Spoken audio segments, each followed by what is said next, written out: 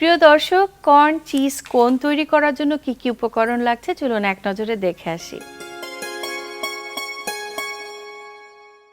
Mash করা corn, আলু, cheese, কাঁচামরিচ কুচি, গাজর কুচি, কর্নফ্লাওয়ার, চিনি, ডিম, ব্রেড ক্রাম্ব, লবণ, গোলমরিচের গুঁড়া, তেল, কোন।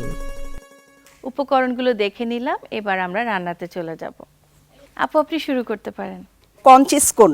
তো আমার প্রথমে লাগছে হলো কর্ন। এটা বাজারে কিনতে পাওয়া যায়, আমি জাস্ট দেখিয়ে দিই দর্শককে। এই যে এরকম কর্নগুলি এখন বাজারে পাওয়া যাচ্ছে।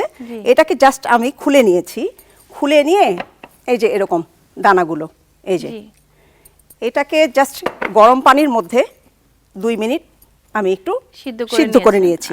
নিয়ে তারপরে আমি এটা ব্লেন্ডারে জাস্ট একটু ম্যাশ করে নিয়েছি। আচ্ছা, হালকা করে। জি। তো এই যে আমি এটা এখানে আমার 200 গ্রাম মতো ম্যাশ করা কর্ন আছে। তো এর সাথে আমার যা যা লাগছে, এখানে সিদ্ধ করা আলু, এখানে আমি 2 টেবিল চামচ মতো দিয়ে দিব। গ্রেট করা গাজর 2 টেবিল চামচ, লবণটা পরিমাণ মতো।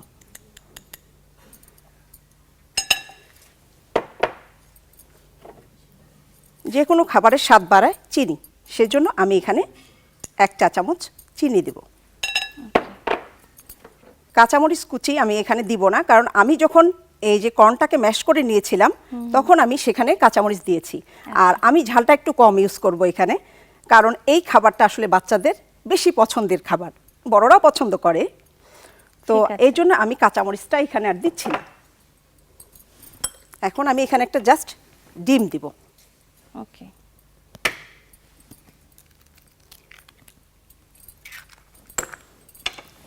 আর কোডিংয়ের জন্য আমি একটু কর্নফ্লাওয়ার ব্যবহার করব। কর্নফ্লাওয়ারটা আমার 2 থেকে 3 টেবিল চামচ লাগবে। কর্নফ্লাওয়ারের বদলে অন্য কিছু দেওয়া যাবে নাকি? কর্নফ্লাওয়ার, হ্যাঁ, যদি কারো বাসায় কর্নফ্লাওয়ার না থাকে সেক্ষেত্রে তারা চালের গুঁড়া কিংবা বেসন ইউজ করতে পারে। তো আমি এখানে কর্নফ্লাওয়ারটাই নিয়েছি। তো আমি এখন এই যে সমস্ত উপকরণগুলি নিয়ে নিলাম, এখন আমি এটাকে জাস্ট মেখে নিব হাত দিয়ে।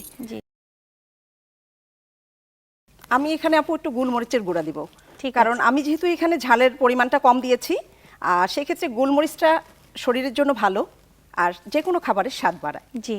তো আমি এই জন্য হাফ চা চামচ মতো, যার যেরকম ঝাল পছন্দ সে। আর এখানে আমার আরেকটু কর্নফ্লাওয়ার লাগবে।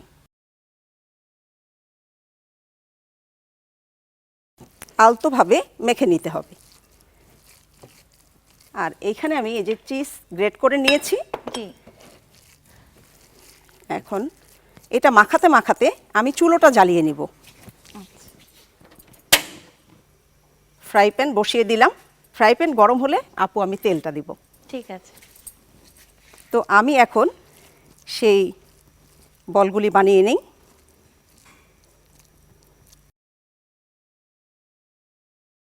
আপনি একটু চিজ দিয়ে নিচ্ছেন? জি আপু, চিজটা তো বাচ্চাদের অনেক পছন্দের একটা মানে জিনিস, আর খুব হেলদি। ইফতারের সময় চিজের আইটেম থাকলে সবার জন্যই ভালো, বাচ্চারা একটু বেশি ভালো করে খেতে পারবে, কারণ ওদের এনার্জি দরকার।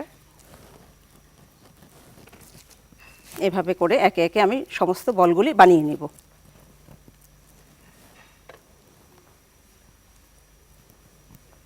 আসলে বাচ্চারা রোজা রাখলে মানে প্রতিদিন এক আইটেম খেতে চায় না। হ্যাঁ, একটু ডিফারেন্ট কিছু চায়, নতুনত্ব কিছু চায়। বাচ্চারা না, বড়রাও সবাই একটু নতুনত্ব চায়।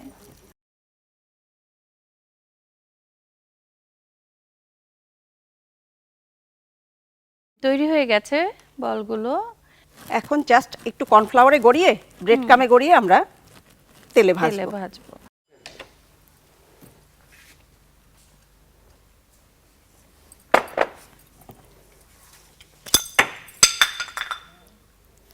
তেলটা দিয়ে দিলাম। তেল একটু ডুবো তেল লাগবে। এখন জাস্ট একটু কর্নফ্লাওয়ারে গড়িয়ে, এটা খুব বেশি মানে গরম তেলে ভাজা যাবে না, এটা তেলটা একটু ঠান্ডা থাকতেই দিতে হবে।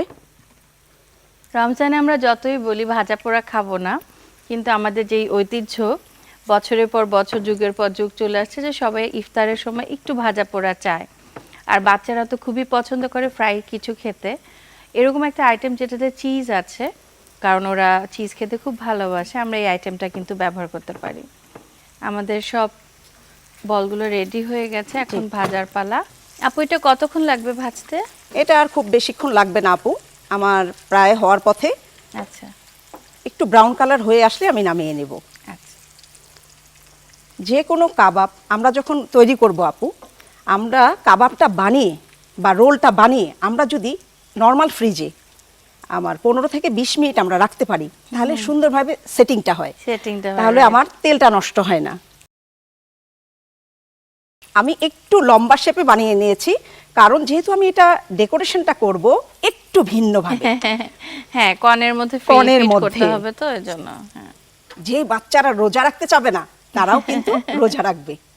হ্যাঁ, এটাই তো ট্রিট ওদের, জি, যে মজার ইফতার খেতে পারবে, রোজা রাখো, এভাবেই তো একটু ওদেরকে লোভ দেখাতে হয়। আর সবচেয়ে বড় কথা, আমরা সবাই চাই পরিবারের সবাই যেন খুশি মনে ইফতারটা করতে পারে, আর সেই চেষ্টাই আমাদের আনন্দের ইফতার, পরিবারের সবাইকে আনন্দ দেওয়ার জন্য। সুন্দর কালার হয়ে গেছে, আমরা মনে হয় এটা এখন নামিয়ে নিতে পারি। জি আপু, আমার এটা ভাজা হয়ে গিয়েছে, আমি চুলোটা বন্ধ করে দেব। সার্ভিং ডিশ দেব? জি আপু, আমার সার্ভিং ডিশ লাগবে।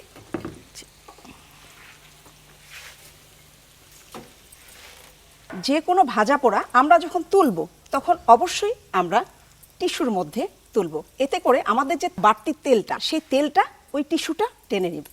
জি। এটা শরীরের জন্য ক্ষতি হলো না। হ্যাঁ।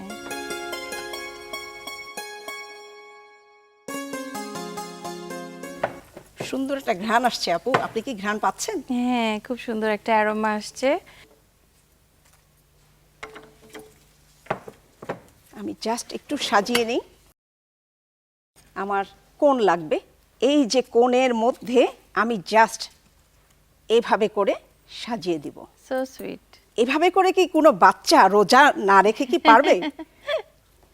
রোজা রাখার জন্য তাদেরকে একটা সুন্দর একটা টেকনিক। টেকনিক, হ্যাঁ, টু মেক দেম ইন্টারেস্টেড।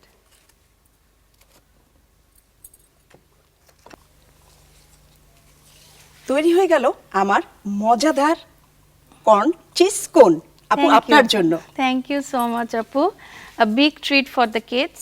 অনেক ভালো লাগলো। প্রিয় দর্শক, আপনারা দেখলেন যে কত সুন্দর করে একটা পরিবেশনা আমার সামনে। আমরা অনেক রকম কাবাব খাই, অনেক রকম চপ খাই, কিন্তু এরকম করে কিন্তু পরিবেশন করা হয় না। আজকে আপু খুব সুন্দর করে একটা বাচ্চাদের জন্য স্পেশাল ট্রিটের ব্যবস্থা করেছেন, যাতে তারা রোজা রাখতে আগ্রহী হয়। আমার তো খুব ভালো লেগেছে, আমি বাসায় অবশ্যই ট্রাই করব, আপনারাও ট্রাই করবেন নিশ্চয়ই। আপু, থ্যাঙ্কস আ লট, এত সুন্দর একটা ডিশ তৈরি করে দেখিয়েছেন। আপনার সাথে কথা বলে, আপনার সাথে কাজ করে খুব ভালো লাগলো।